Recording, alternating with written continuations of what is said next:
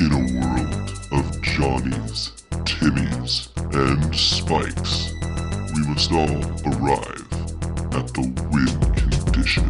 Not like he's being called for banning in Legacy or anything. I think it's kind of funny that they have 249 cards for Masters 25. Do you see that art? It looks like a Megadeth album cover. They're pretty much the ultimate big, bad enemy of the multiverse. I don't think it's as far-stretched as some people may think. They'll want to slam up against the opponent's defense and just say, I'm bigger than you, I'm going to win. Hello again, and welcome back to the Win Condition Podcast, your source for lore, news, and brews in the Magic the Gathering community. My name is Sean, I'm your host. I'm joined with my co-host here, Greg. How's it going, Greg? Doing okay today, guys. Wonderful. Well, it is an exciting time right now, preview season for M25, and we got Dominaria coming right around the corner. The season for M25 is done. The preview season has concluded, correct. It is Friday. Full spoiler is up, and I got to tell you, I am so excited about it, and we'll dig into that a little bit later on in the episode, but we, in light of us returning to Dominaria, we wanted to bring another story to you guys, and Greg, what story are we talking about today? Jaya Ballard, but before we get into that, we want to remind you of our sponsor. Who is our sponsor, Greg? Flipside Gaming, where you could get yourself a pre-order box of Dominaria, and when you use our code WINCONDITION in all caps, you'll get 10% off. It'll be $100 plus tax. And they give that free shipping on orders over $100. Oh man, that sounds pretty good to me. Yep. And then remember, when you do that, that'll give us the ability to give you more giveaways, like the one we're doing soon. Exactly. All right, nice. Okay, well, let's jump on into it. Let's take a turn and head over to Lore Corner.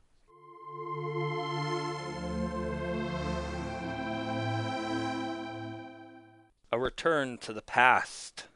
In the future. An awakening has happened. All right. Who is her parents? So, this week's story, we're going to be covering Jaya Ballard. And she first surfaced early on in Magic's history. In fact, her earliest childhood is still kind of shrouded in mystery, but she did learn to become a thief on the streets. So already she's, got those street smarts, very cunning. A wily person. A wily person indeed. One day, she tried to steal something from Archmage Eternal Joda, who we should definitely review in a later story, but was unsuccessful. Joda's a very, very powerful mage, Archmage in fact, but he sensed magical capabilities within Jaya, so he allowed her to study in the School of the Unseen. But after learning a few spells, she decided to set out into the world and make a living on her own as a task mage. So, very red of her. Very red, very impulsive, very, very passionate.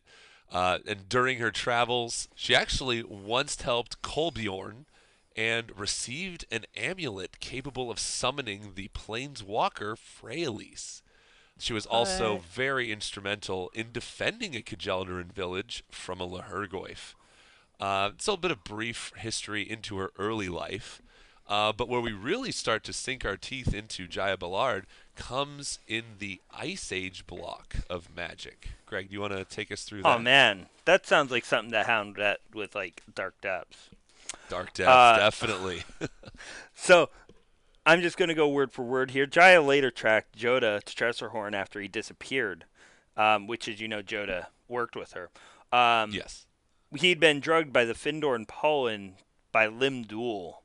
Ooh. Limdul is horrible. Limdul is an evil creature, yes. And made to think that he was a summoned creature. Remember, this time of Magic, planeswalkers would summon other creatures from other planes. It worked a little differently than how we see it now. So they Right. knew they would be summoned and would return. Correct.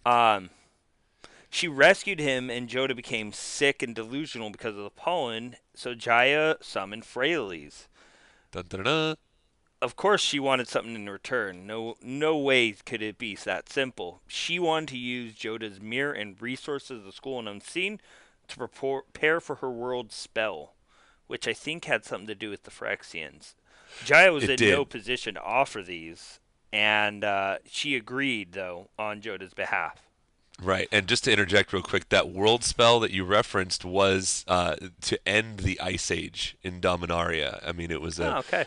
a humongous undertaking. And the mirror that you were talking about from Joda, we'll definitely cover that later. But it's a very, very powerful mirror, very powerful artifact. Does it possibly have something to do with maybe Mirror Universe? I don't know if it goes that deep, but continue, please. Okay. Okay. So Jaya was instrumental in Joda's plans to prepare Keljor for the upcoming invasion by Limdul. The alliance between Keljor and Balduvia during his final assault, Limdul's that is, Jaya fought against Cheska, Limdul's right hand, and was successful in her battle, which means she defeated Cheska. Now, this is not to be confused with Cheska, which we later find out in Apocalypse. Yes. She claimed Limdul's ring as a battle trophy, and sadly, the ring would make her a slave to the will of Marisil, the Pretender. Right, and actually, literally, she found Limdul's hand on the ground and pulled the ring off of it. You know, not knowing the true power of the ring. Oh, wow. Yeah. Wow. Then, during the next 20 years, she was a leader of a group of mages who tried to protect the city of Kelsinko from being flooded by rising seas, but she did not do very well. Oh no. Release the flood. Womp womp. Yeah. That's no fun. Yep. All right. Well, then, after Ice Age, we have the set Alliances, and the story continues with Shattered Alliance. So, 20 years after the casting of this world spell, Jaya suddenly appeared in the School of the Unseen to see Joda, who she had not seen since Limdul's assault. She brought Joda an emaciated, blackened hand of Limdul. Ah, here we go. With one of its fingers removed. Uh-oh. The finger with the ruby ring, Marisil's ring, was missing. Joda and Jaya set out to search for the missing ring, fearing that Joda's ancient enemy had returned. So Joda is very aware of what is in the ring. Jaya has it, but does not tell Joda about this. So there's a little bit of, a little bit of secret subversion going on here just within Jaya already. So they traveled to Tresshorn, Kjeld, Lavisia Cold Eyes' Balduvian camp, and finally to Soldev. So, Tressorhorn, Keld, and Lavisa are all characters. yes, Lord Tressorhorn. Okay. I've seen that card many times. I believe it's Meroxis of Keld and Lavisa. Right. And let's not forget Keldon Warlord, that wonderful over-muscly brute. So during this journey, Joda realized that Jaya had somewhat changed since her younger years. My precious. And she often behaved strangely. When they reached Soldev and visited the vaults of the Andnates, the truth was revealed. In the aftermath of Limdul's battle against Kjeldor and Balduvia, Jaya found the finger and the ring and decided to bring them to Joda, hoping that they would help him. However, she donned the ruby ring, and Marisil the Pretender's spirit infected her mind. Oh my gosh, Jaya, how could you? Oh, it's a terrible decision. So, being influenced by Marisil, this evil, evil being, she cut Joda's throat, using his blood to revive the Phyrexian war beasts. Jeez, talk about savage. Joda miraculously saved himself from certain death with the help of his mirror. He then battled the possessed Jaya in the debris of ruined Soldev. He managed to shatter his mirror directly onto her face. triggering the, quote, reward from Freyalise, who, as you'll learn later in the story of Joda, she imbued his mirror with the power to ignite a spark. Now, Joda unfortunately wasn't able to have his spark ignited. He was never destined to be a planeswalker, but it worked on Jaya. In the blazing inferno that followed this breakpoint, Jaya's own planeswalker spark flared. With a thought, she erased Marisil's tainted presence once and for all, just like that. Then planeswalked to the School of the Unseen and destroyed said rampaging Phyrexian war beasts. With Joda's help, she cut and sealed the bottomless pit that Limdul relocated there from Tressahorn with the agreement of Gerda Aegisdottir. Finally, Aegisdottir. Finally, she helped Gerda with finding a new location for the School of the Unseen, of course. Right. Because nobody can see that. As a parting gift, Jaya gave Joda an amulet, allowing him to remain sane despite his age, and allowing him to live as long as he willed. She then departed Dominaria for the wider multiverse, so doing the Planeswalker thing, taking off and exploring. One of those things we know is starting the School of the Pyromancer. Indeed. Absolutely. On Koldatha? Regatha. Thank you. All right. So then we have a couple other things. We have her presumed death. Joda later mentions that Jaya Ballard had died in the period between the end of the Ice Age, when she was seen for the last time in the present, the cause being her recklessness and impetuousness that eventually cost her her life. It is neither known where and when this event happened, nor how Joda knows about it. There is also some suspicion that the Joda who said this came from an alternate reality, and thus was referring to another Jaya. This is in the Time Spiral Planar Chaos block, where we get to see alternate timeline versions, and Joda is still a young buck. I think in that universe, he gets a spark, whereas Jaya did not. Well, spoiler alert, Joda actually is hiding out in a fountain in which the water is very similar to the water in the slow time bubble. So as a result, he ages at a glacial pace, just like Joyra does. What? Yes. So you mean to say he has found the fountain of youth? Yes, dude. Yeah, we got to do the story of Joda coming up here pretty soon. I honestly believe coming soon. You know, we still have maybe another week before. Yep, before the story starts coming out. I know, right? And then the next bit that we know is we see an older lady that looks possibly like Jaya wearing her goggles on a skyship with Jace and Gideon. Correct. And I'm sorry, going back to what you were saying about when she was exploring the multiverse, who may have gone and studied on Regatha under Jaya Ballard's tutelage? None other than our very own Chandra Nalar. Oh, yeah. So, you can see here that they are setting up for something big on Dominaria here. We know we're returning to Ravnica, and that's going to have a lot to do with Nicol and his plot on trapping planeswalkers with his army of Eternals, but oh my gosh, I'm just like shaking. I'm on the edge of my seat here just to see what happens in Dominaria when we get... Because isn't Dominaria the thought behind this, like the mana is beginning to regenerate, the plane is starting to kind of revive itself after being obliterated? I mean, that's pretty correct, or? I would sure hope so. Yeah. So that's very, very, very exciting. So that's going to be our story here for Jaya Ballard. And if you are unfamiliar, we will let's go over the card here.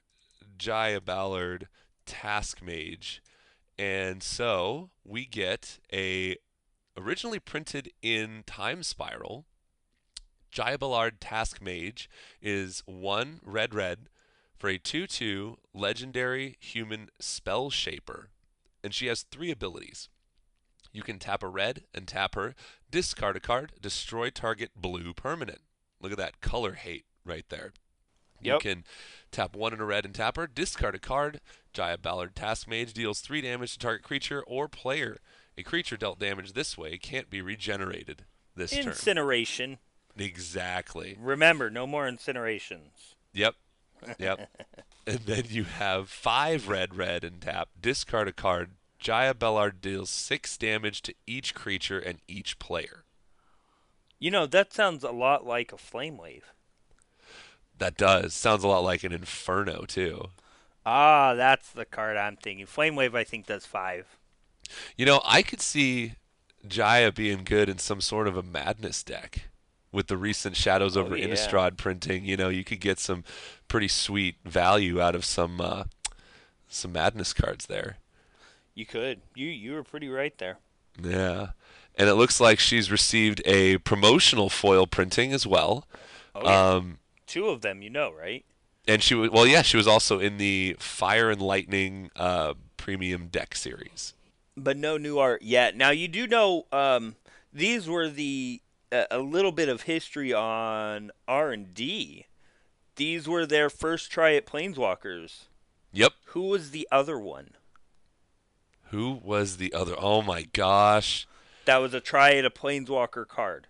You got me. I don't know. I'm not even going to try. Who is it? Teferi. Oh, you're right. Because he was a creature that had 3 abilities, and that was the thing that they were testing out as creatures with 3 abilities. You're absolutely right.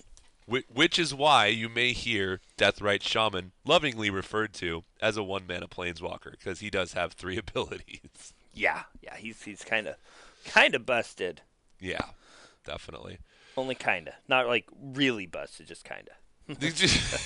Not like he's being called for banning in Legacy or anything, not too bad. Yeah, that thing. Yep. All right, so that's Jaya and her story. Let's move on here, Greg. We have a massive amount of stuff to talk to in regards to this new set that has been spoiled over the course of just 1 week. I mean, I don't know. There's only 249 cards in this set. Well, then why don't we make haste and travel on over to As Foretold.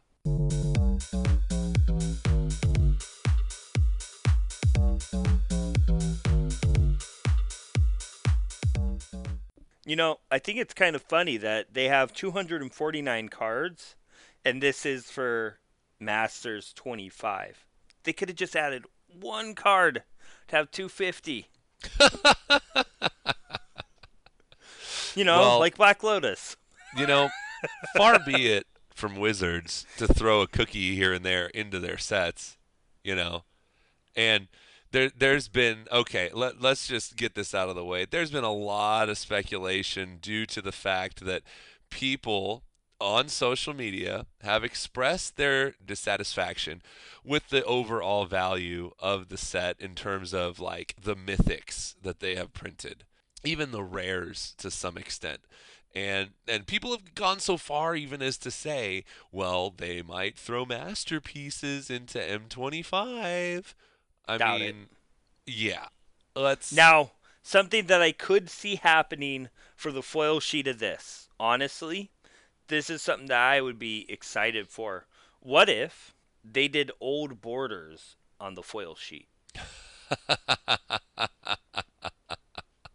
Well, I'll tell you what, that would make a whole heck of a lot of people happy. And, they still have the rights. It could be within the realm of possibility. Of course, we won't know until we get it in 2 weeks. Well, okay, so the card frame is definitely different than it was during the time of the old border. If also, sidebar, if you get a chance and you're on YouTube, go and check out the video called Frames, put on by, I believe it's the Magic Man Sam. He goes through the entire history of the card frame throughout, Magic's existence. Does he include the Odyssey tries? He does. The Odyssey where they did it? Okay, good. He goes through every iteration a card border has seen. it's amazing. So definitely please go and check it out. But one of the things that I'm noticing here is the thickness of the color background on each of these cards is so narrow in these new cards versus what it was before, which leaves more room for text and art, which is great. But with the old borders, like the artifact border, for example, that a lot of people are clamoring for, if they were to just change the color of the background, then that would be not as impactful because you really wouldn't see as much of it. So I don't really foresee them going back to the old border framing Whoa. as much as I we don't would think like it's it. a go back to. I just think is a throw me a bone. They did older border styling for foils only. That's true. But then you're talking about different sized images, different sized text box, No, different size. I mean, imagine that with how it is, we have a lot more black framing on ours or colored framing. They didn't have that then. So, based on it, we're only losing a difference of amount, but it's not like they'd be doing it in exactly the same old one. They would be an upgraded version of the new stuff. It would just be a flashback to the old style. But, That I mean, that's yeah. just me dreaming. Yeah, no, that's true. And the difference that in the framing, like let's take the masterpieces for example. Those are obviously way out there in terms of different frames. But if you were to introduce every foil in this set, with a different frame, that's 249 cards that you'd have to print with a different frame. That seems a little bit um, Mm, you know, well, they're already printing them on a separate sheet. All they would have to do is redesign it and get coloring in there. I I don't think it's as far stretched as some people may think. yeah.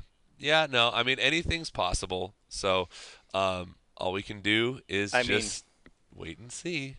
look at the borders on the lands in Ixalan when they flip. That was supposed to be a masterpiece border. Yeah, no, that's very true. Very true. So, So, all right. Well, Greg, we have a lot of cards here in yeah, but this I only Masters. think there's a few that we should really be talking about All right. Well, let's go ahead and pick a few, and we'll talk about it and why it's kind of important and exciting. So, um, and disappointing. yeah, I'm No, I'm actually not disappointed at all. Matter of no, fact, no, I'm no. happy for some reprints here, like really happy. Oh, Um, yeah. but I So, think my number one. What's your number one? what's my number one? What's your number one reprint that you're excited for? Okay, this is gonna sound really really silly. It's Lightning Um, Bolt.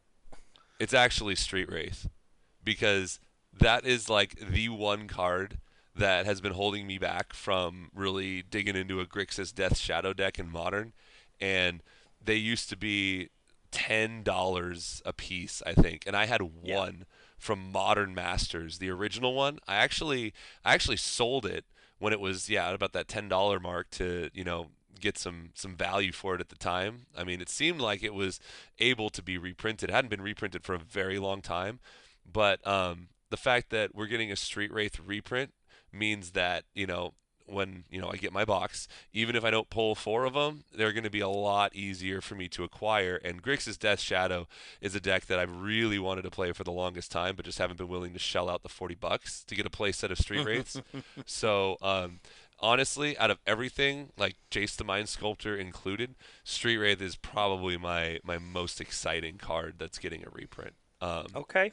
What would your number one reprint be? My number one reprint is this new art Imperial Recruiter. Yo, it's a good one.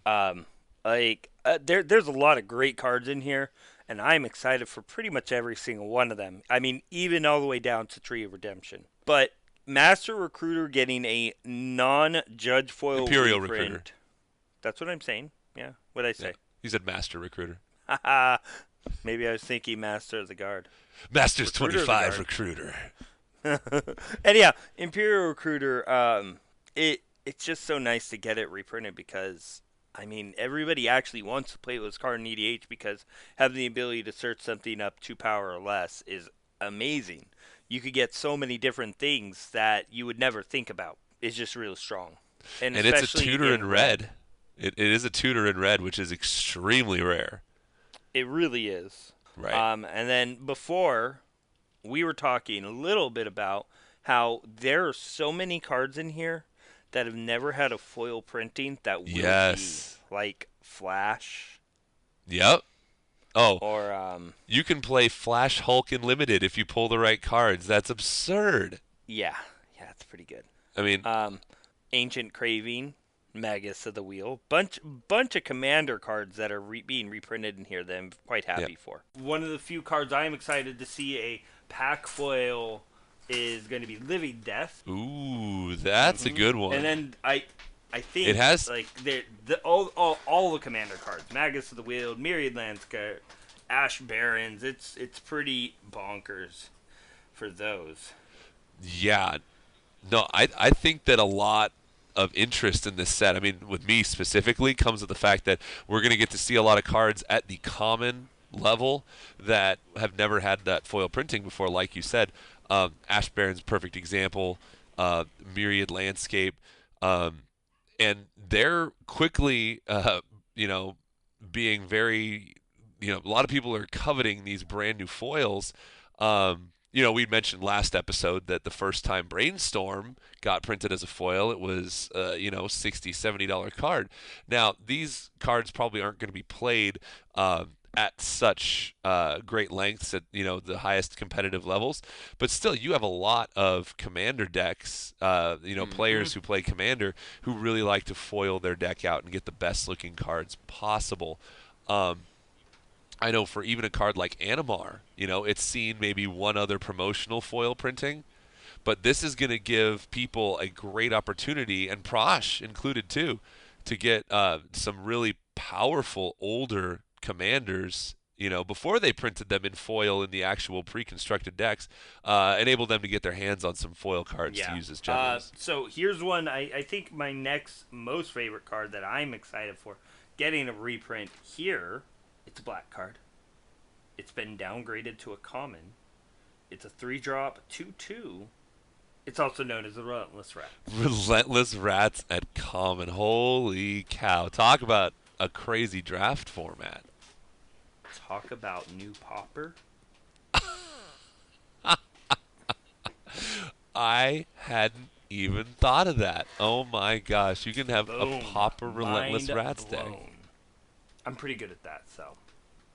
But yeah, no, it's definitely exciting. Like this is great. Other cards in here that are really cool. Andrew called it last time we spoke. Stang did get a reprint. That's right. But I don't think you're gonna see like Stang Twin getting reprinted in modern in this set. Like, oh man, it's one of those cards that are just like, yeah, it's a card, yeah, it does something interesting, but is it really? And even to a point, Stang, I would say, is a somewhat iconic card. People know what that is if they've really been playing Magic for a while. Does it really need to get a reprint? Do new players really need to know what's going on here? Probably not.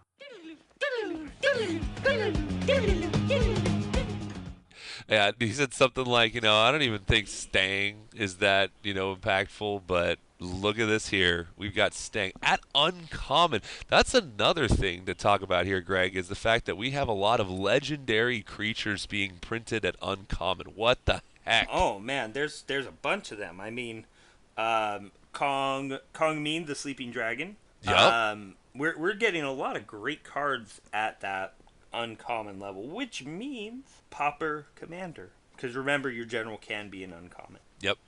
Mm-hmm. Yep, exactly. It's really cool to see a lot of these cards. And, things like Boros Charm getting reprinted means the price is going to drop.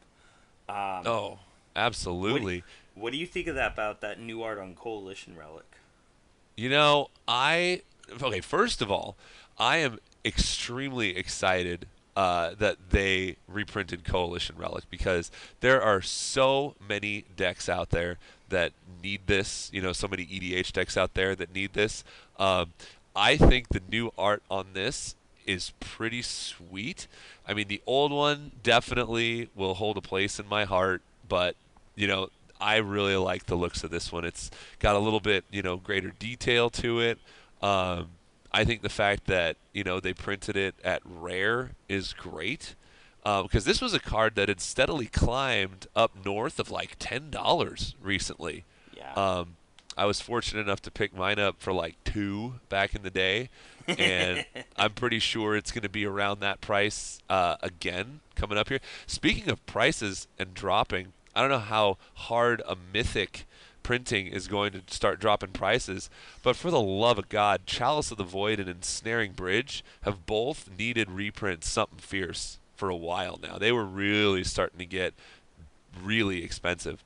Yeah. And I know they're prison cards, and some people have polarized opinions on them. But again, I mean, I must have had some sort of a subconscious vision. But I recently sold Chalice of the Void when it was north of $70, and all of a Yep. sudden, boom, it's getting a reprint, which is it's kind of exciting to see something like that happen. But definitely want to go back in and see if I can grab myself, because that's like a modern staple. If you want to play modern in your sideboard for a bunch of different decks, you're going to want that Chalice of the Void. And recently, even burn decks are running Ensnaring Bridge. That's pretty crazy. Yeah. No, because I mean, Death Shadow can't attack with Ensnaring Bridge pretty much Yeah. any time. Exactly. I think the only feasible option I've heard is if you're playing Affinity, you can attack with that Ornithopter and then attach your cranial plating. But that's a very, very corner case scenario. But overall, that Ensnaring Bridge is just a pain in the butt to deal with. So how about all the speculation on what that metallic-looking dude was on the packaging? Nobody, and I repeat, nobody said Sundering Titan. I What's did. up with that? I actually did say, oh, it could be a Sundering Titan, but I didn't say it on here, so no proof. Sorry, guys. Yeah. Yeah, they were saying Blightsteel Colossus. They were saying Platinum Empyrean, but no, it's Sundering Titan. And, I mean, just playing this format in Limited is going to be so much fun. There's going to be so many combinations of cards that you never would have seen otherwise, but now it is more than a possibility. It is a reality. You're going to be able to play Stang and Animar. and Animar in the same deck? Like, oh, that's amazing. And add in like other things like Laquata's Champion. Animar is going to be a beast in this format, honestly. It but really there's going to be a will. lot of really strong cards. I mean, Relentless Rats with Animar, right? Yep. And They're black. oh yeah. And I mean, you're gonna have your draw engines with obviously Jace the Mind Sculptor and Niv Mizzet the Fire Mine. I mean, can you imagine having Jace and Niv out at the same time? You'll be drawing all the cards and doing all the damage. And Hey, I want to know what you think. What do you think about the fact that there is only one Planeswalker in this set? you know what? I'm okay with that. Because if Yeah? you look at Magic's 25 years of history, there's been a great portion of it, Commander products included, that don't include Planeswalker cards on the norm. You know? And Planeswalkers have become a focal point of Wizards and Magic sets that they print. And it's kind of defined what, standard and modern and even some legacy decks, rotate around is these Planeswalker cards. And the fact that you're able to play in this amazing draft format with only one Planeswalker is huge. I think that's awesome. I think that's great. And Okay. I also think it's awesome that with all this card draw, they threw Notion Thief in there as well. That's gonna be fun to get someone with. Oh yeah. Especially if they have built an accumulated knowledge in the Mizzet deck. Oh my gosh. Again, the possibilities are absolutely endless. And I don't know. There's only 250 cards. I don't say they're endless. well, let's talk about iterations here and see what we're actually capable of doing. Because limited decks, you can have 5, 6, 7 cards, of any one card. Because Oh man. the rules don't apply. But you were right. We got the Dark Ritual. You called that one. That was pretty sweet. Uh-huh. And Called let's see Giant Growth here. too. You called what? I called Giant Growth too. No, Giant Growth. Yeah, I think that might have. Has that seen more printings than any other card out there? Giant Spider might have more. Oh, I think you're right. Giant Spider Dove. And I mean, Swords to Plowshares. How could you not? But here's this other one, and this one was actually very close to being on the same level as Street Wraith for me with getting a reprint is Simeon Spirit Guide. That card, it promotes so much in terms of degenerate deck building, and the fact that you can just get that extra mana. It's like a instant speed Lotus Petal. It's so good, and I just think that now again I'll be able to acquire a playset of this finally, just because there's so many decks out there that really get a bump in power by getting that extra red mana out of nowhere. So yeah, Simeon Spirit Guide is definitely another one of my favorite reprints out of this set. Curse Catcher, hello. This uncommon here has never been reprinted save its original printing.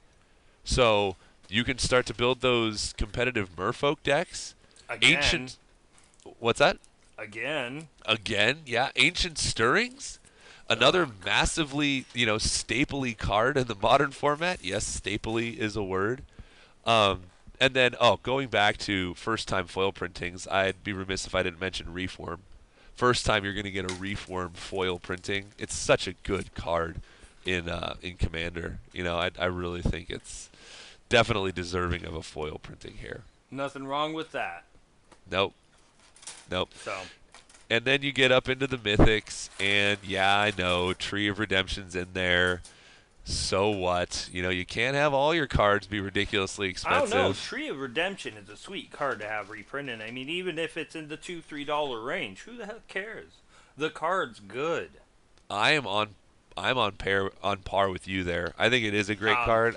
I am surprised we didn't get like a Doran effect in here though. True. I mean, butts matter. I mean, you could. Oh wait, we did. What's that? Twisted Image. Ooh. Which switches power and toughness until end of turn. Oh my gosh. So is that an instant? Yeah. What color is that? Blue.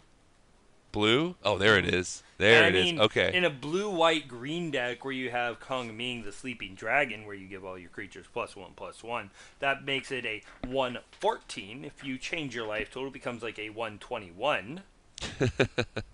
And then you swing for 21. So rules question here, and I apologize. I do not know the official answer to this, but you activate your Tree of Redemption. Oh, Sure. wait, no, I'm thinking differently. Never mind. I was thinking of that black tree that we got from Eldritch Moon.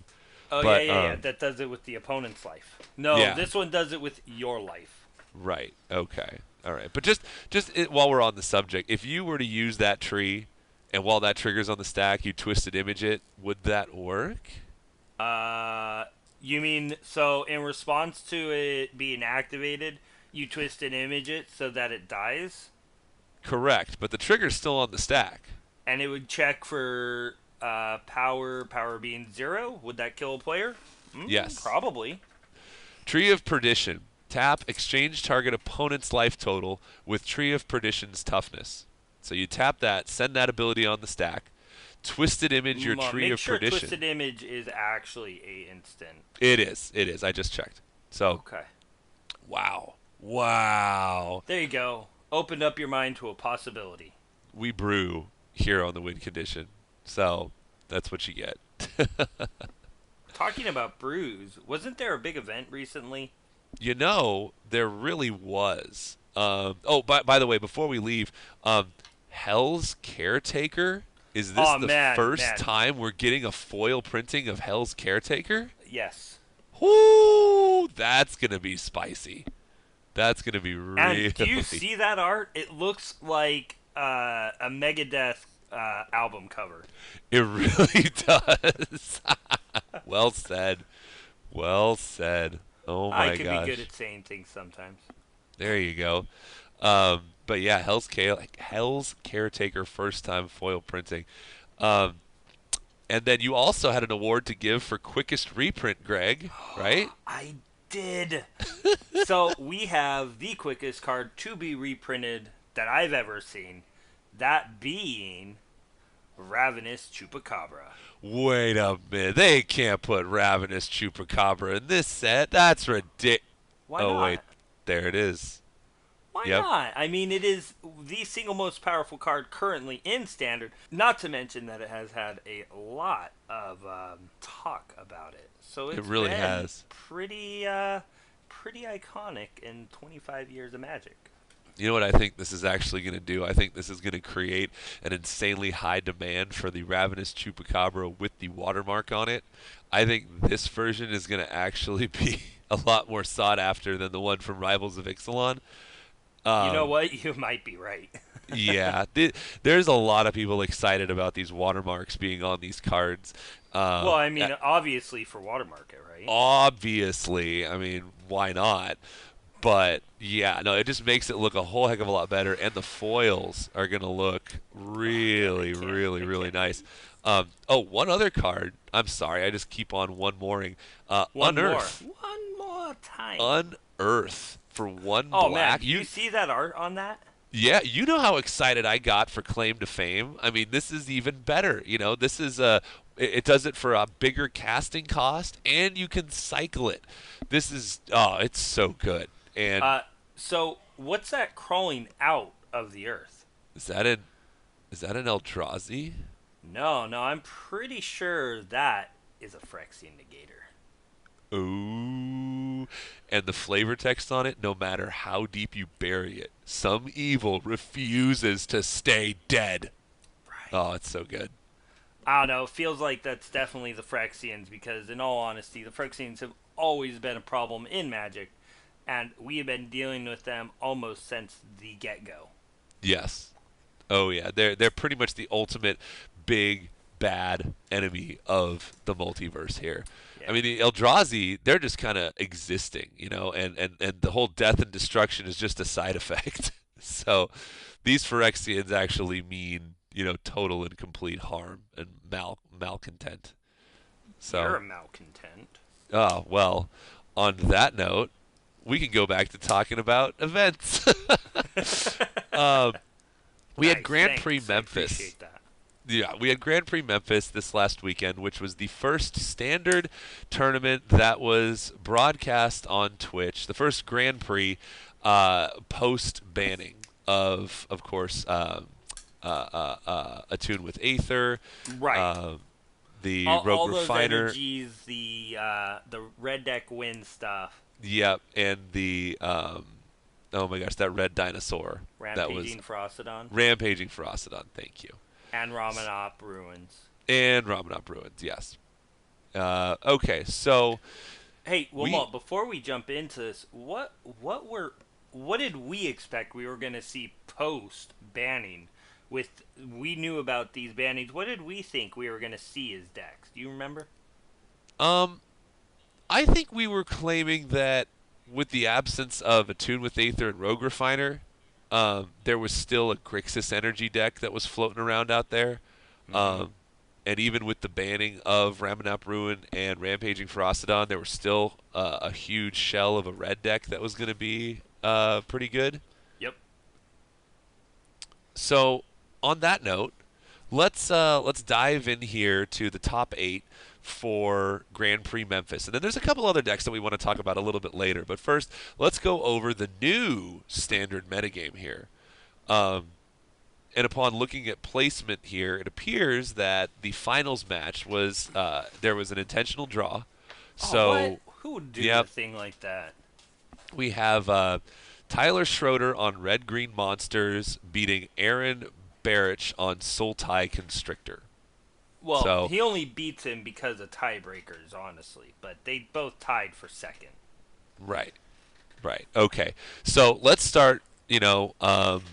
Let's continue on down, and we'll go into decks a little bit later here. But what were the next 2 decks out there, Greg? After Monsters and Constrictor, we had Grixis Energy. That tops out your top 4. Going Right. down to the 5th through 8th position, so 6 through 8, we've got Blue-Black Control, Grixis Energy, Mardu Vehicles, Blue-Black Control. Yep. So it looks like we have 2 blue-black control decks. We have 3 Grixis energy decks.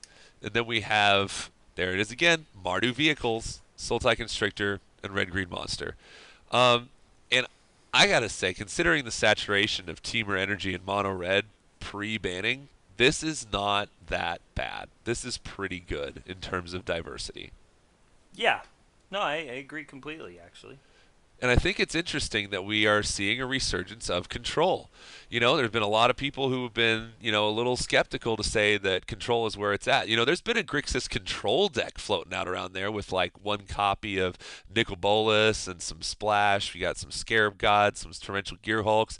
But, yeah, no, straight up Grixis energy, like aggressive Grixis energy. Dude, I keep on saying, I'll go back to one of my favorite black energy cards in the recent past has been Glint Sleeve Siphoner. That card is that card's not good. It's been extremely powerful, and it performs on another level consistently. Yeah, that card just makes any deck a lot better. It's the new Dark Confidant. That one in conjunction with any other thing that produces energy, even an Ether Hub. Just gets you that extra what if value. It's even a Winding Constrictor? Oh, if you got a Winding Constrictor, you're loving life. So, do you want to? You know what? This is actually a pretty good time. Why don't we now take? Why don't we take this show on into our final segment? Let's go into the Brewmaster's Lair.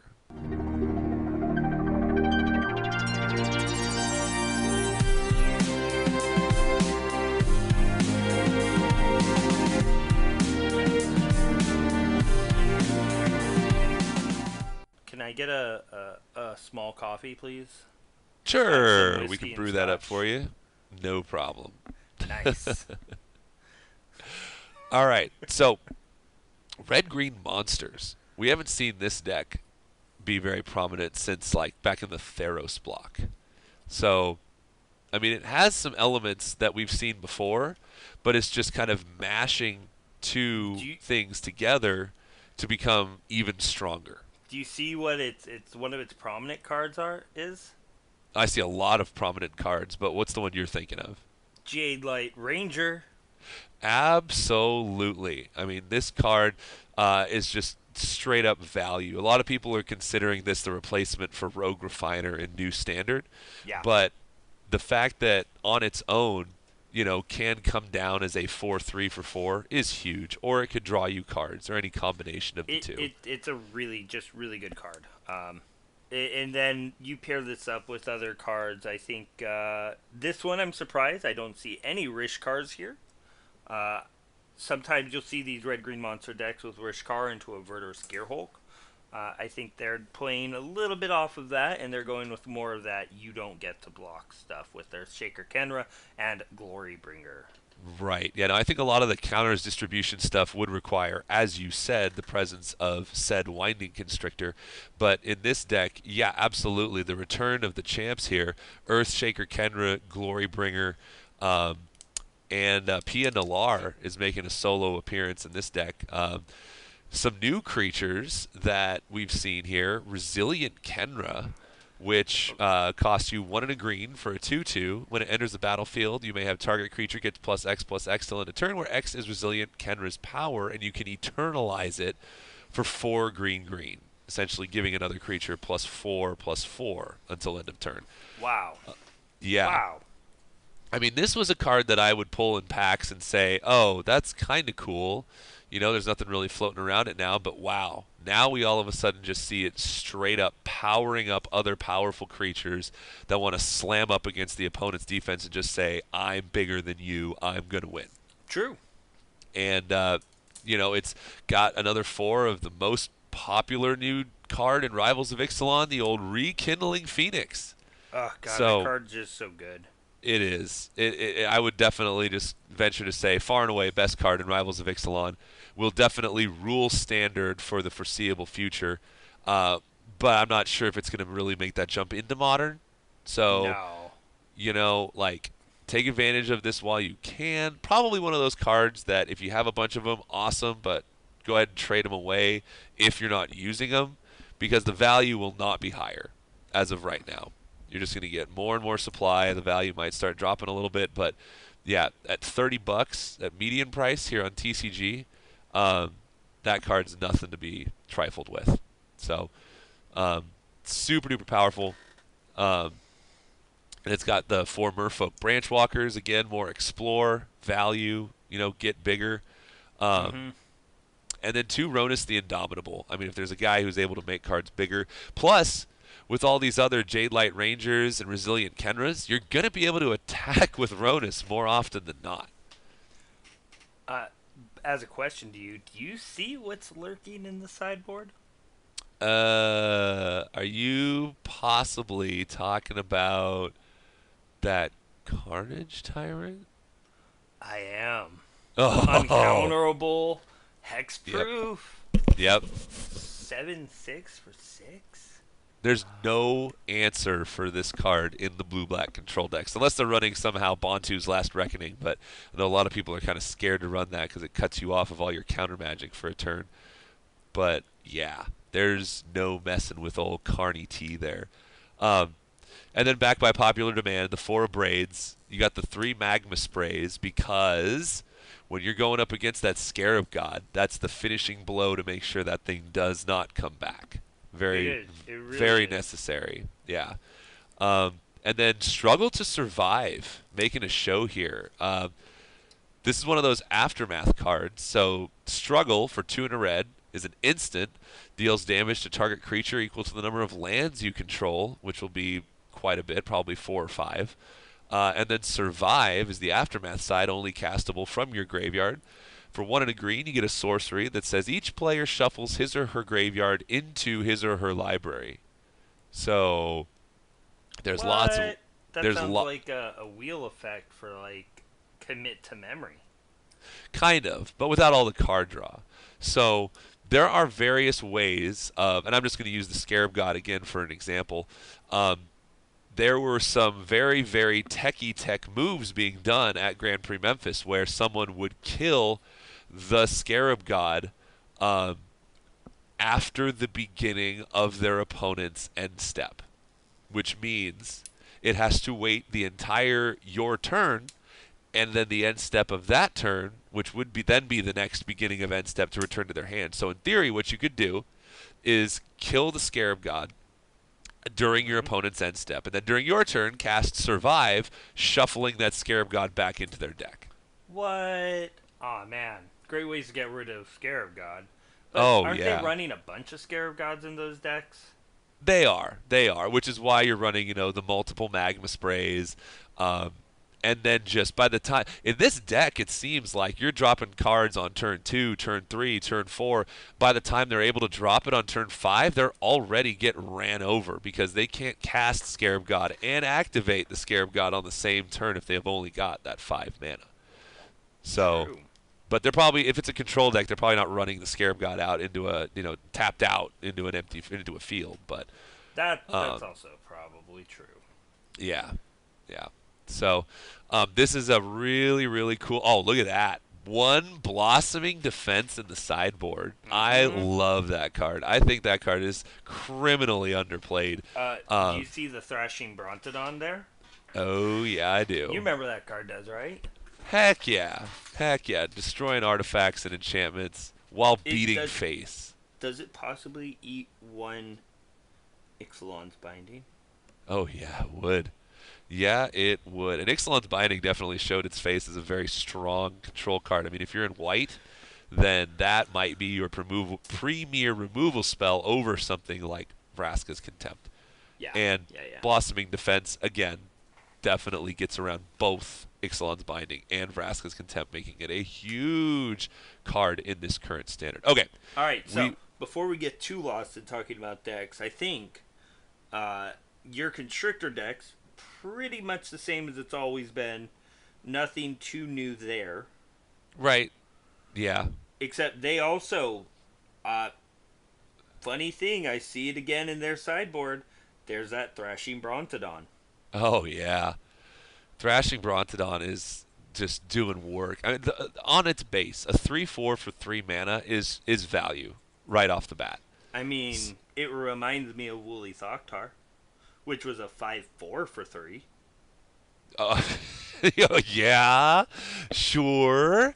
I mean, Woolly And you Thoktar still was... get the good thing here is you still get a big butt that doesn't die to 3-drop removal, takes a revolt trigger to kill with Fatal Push, and guess what? Even when you may get to it, oh look, you've got an artifact or enchantment I don't like. Get rid of it. Yep. You And there know, was one. like those creatures you have to crew up. Oh yeah, yeah. Vehicles, and there were a couple Immortal Suns floating around the tournament as well. That was pretty exciting to see those drop. And Radiant Destinies. And Radiant Destiny, which we will get to, yes, yes. But I think the only inclusion here, out of the new Ixalan's block, based on what we've seen before in these Sultai Constrictor decks, is you've got your Jade Light Ranger, like you said, and then your Vraska's Contempt, just for premier removal in this format. Contempt gets rid of Scarab God, so. True. Now, I know you like pointing out tech, Greg. So, do you see that new techie tech in the land section? Are we possibly saying the Hadana's Climb? We are. That's actually really strong, because putting 1/1 counters on creatures, and then if that creature has 3 1/1 counters on it, you flip it. Then you make a creature gain flying. Yep. That's pretty sweet. Very, very powerful card. I didn't really see the value in this card at first glance when we were looking at previews, but in this deck, that card just seems bananas. It does, and it's one of the few blue cards in here, which is why I think they've got, that Servant of the Conduit there? Yep. Give yourself a little bit of energy, make that Winding Constrictor work, and then Hadana's Climb. Right. And then, holy cow, they've got 2 Cartouche of Ambition in the sideboard. Yeah. That just says, that's so much life. If you drop, a walking ballista, because obviously you're going to get your constrictors, and your gear hulks, but that's just killing stuff and gaining you life. That puts you so far ahead. It really does. Jeez. Wow. Okay. So yeah, you're right. Let's not spend too much time on this. It is a Sultai Constrictor deck. Grixis Energy. Everything you'd expect from it. Yep. I just want to bring up the fact that I think this was to be expected. Grixis was the next logical choice for 3-color to go. Right. And if I may, for a minute here, Greg, just fawn over just a couple of cards. In the main board, right on top, we have 2 of Dire Fleet Daredevil. This card has been doing lots of work, and it's quickly being adopted in a lot of people's decks as just a great include for value, and it can get sort of swingy later on in the game when you have that right card you need in your opponent's graveyard. Yeah. So I think a 2/1 first strike for 2 is already good, but the fact that you can then use it later on to cast your opponent's Fatal Push or Blossoming Defense or what have you just makes it so good. It does. All right, so being the fact most of the top 32 is the same old hack, I wanted to talk about something new. True. And then wait, before we leave this, there was quite a few also of one of my favorite cards, one that I might have actually bought quite a few of upon seeing the preview.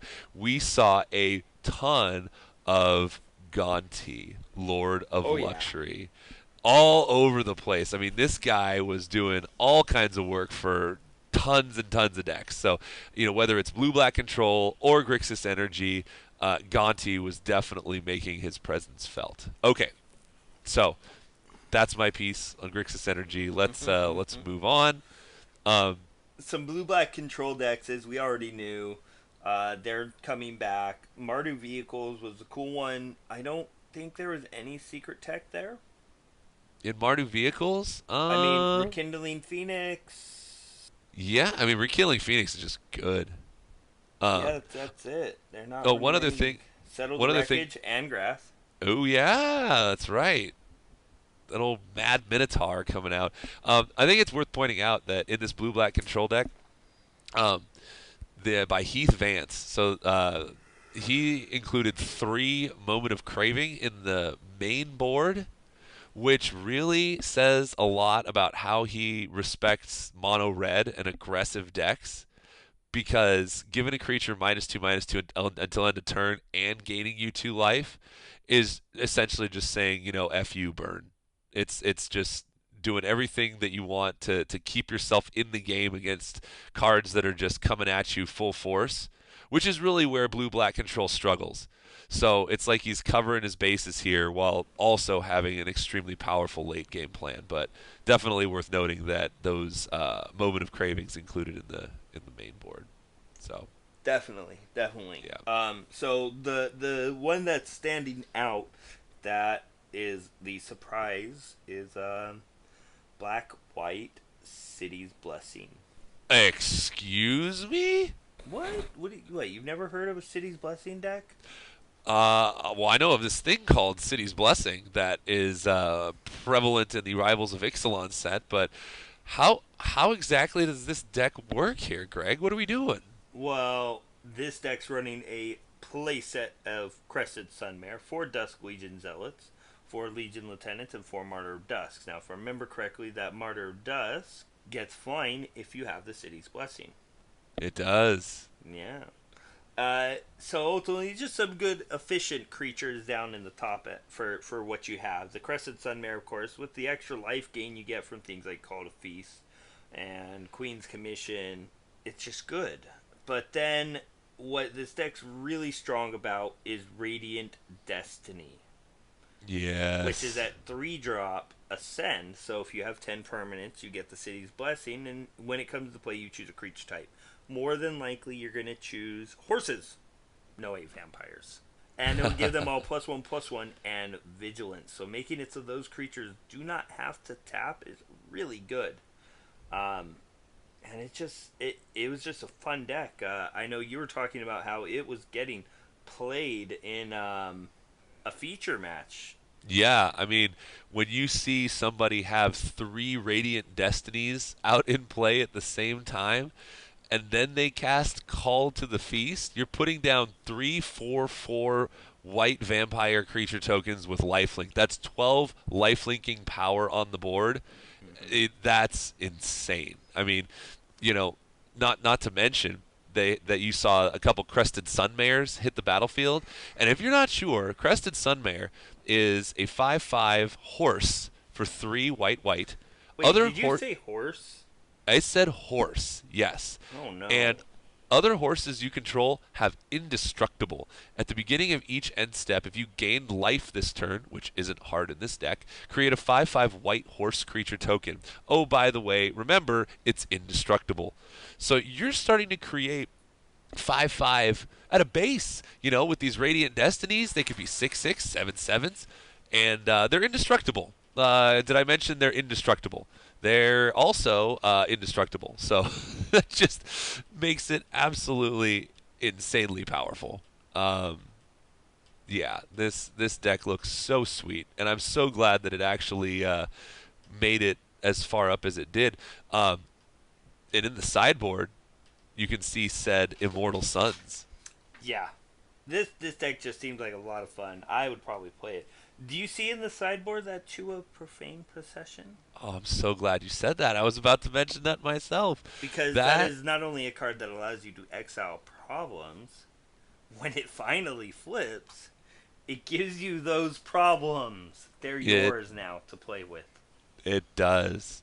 I mean, you can exile an opponent's Scarab God with this card and then put it onto play under your control after it flips. I mean, it doesn't do much if you do that, but hey, you could definitely do things like that. Right. You'd obviously have to pay the activated cost, but you could. You'd probably just want to exile the Scarab God and just leave it. Yeah. Which you and can it's do. It's not like they ever get it back from this either. Right. You do have the ability to just exile stuff and to not cast it, but you do have to flip it after you have 3 or more cards exiled with it. Yeah, you don't get that choice. And it doesn't have a tap trigger, so if you have all the mana, then you could just exile multiple creatures, at the same time, even though the triggers all, will happen. That is, again, if you have all the mana in the world. So, I have all the mana in the world. You know what? I do too. Let's see who does more more profanely perceived. Bleh. Okay, never mind. Whose procession is the most profane? Well, is it anointed? Because then you'd be all over it. Oh man, would I ever? Yeah, you would. Yeah, you would. All right. All right. So with that, there isn't much else to talk about with what's been going on in Standard. There's some cool decks. I see a Jund list in here though. Yep. Right above a white-black cycling list. We've seen that very few and far between. So, innovation abound. I'm actually pretty sure that's supposed to be white-blue. Oh, not white-black. Duh. They didn't put Oops. the U in there. They used the B. Yep. Where you at? I don't know.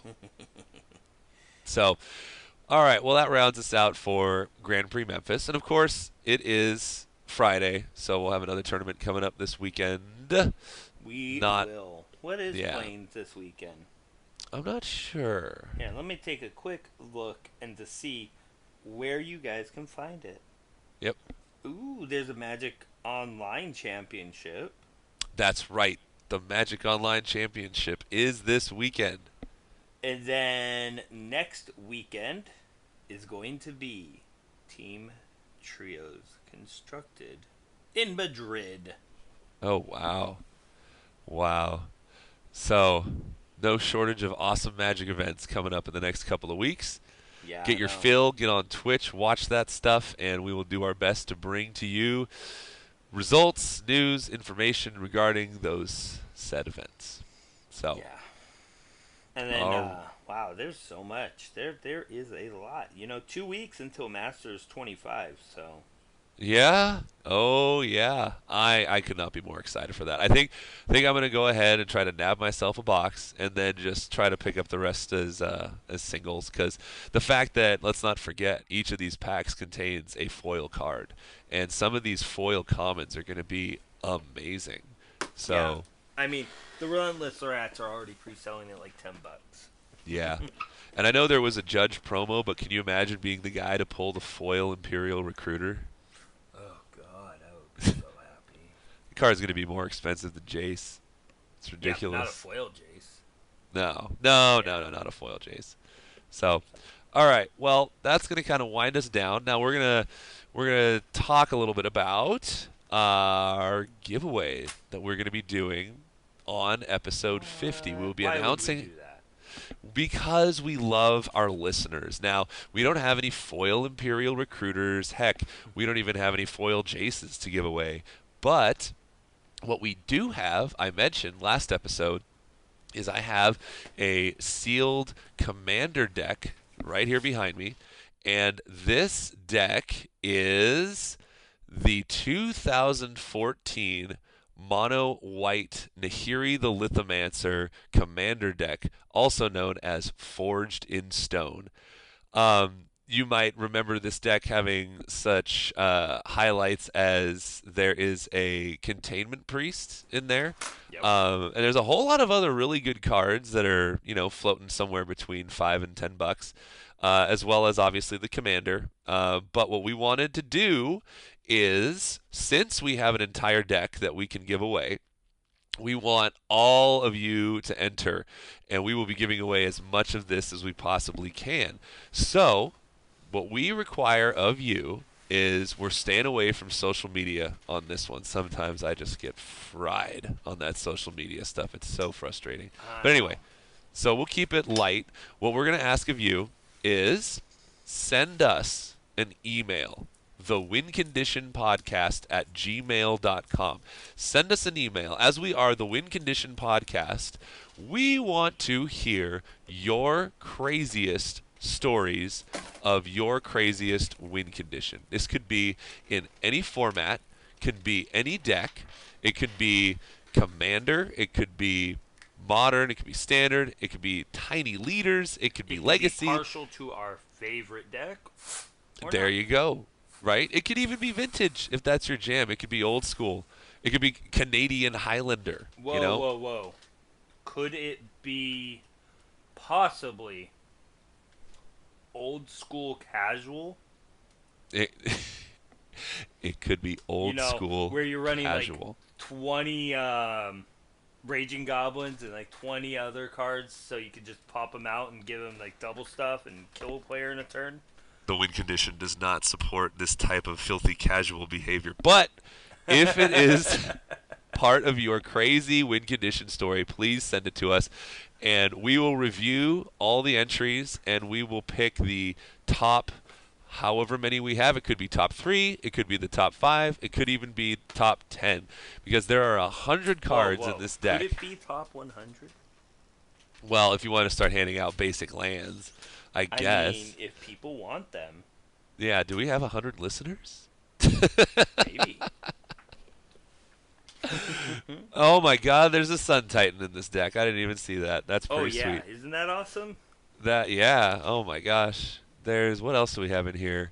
For those of you who might not, don't forget, there's the tokens. there are. Yeah. And there's an the oversized tokens. card. Right, and I know a lot of people that artifacts and equipment is their thing. There is that masterwork of ingenuity. Man, so much. Anyhow, Yep. you know where to send it. Where can Yep. we find each other in case we want to talk to each other on social media and not on this? Well, if you'd like to talk to us on social media, you can get a hold of me at MTG_Sean on Twitter. And you can find me at NoobSlasher2003 on Twitter. The show is at The Win Condition. Our email address, as we said before, is thewinconditionpodcast@gmail.com. Go ahead and check out our YouTube channel.